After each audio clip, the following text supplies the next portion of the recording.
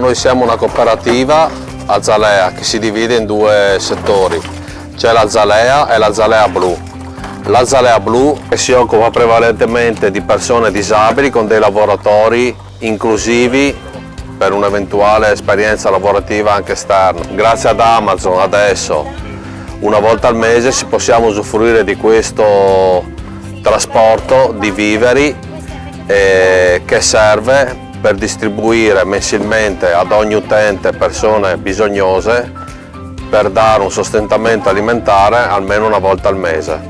Col Banco Alimentare collaboriamo da circa 20 anni. Amazon una volta al mese ci mette a disposizione un furgone che non è poco, perché nel mondo della solidarietà a volte si parla tanto ma di concreto si fa poco. Amazon ci dà una grossa mano con questo mezzo che ci mette a disposizione tutti i mesi.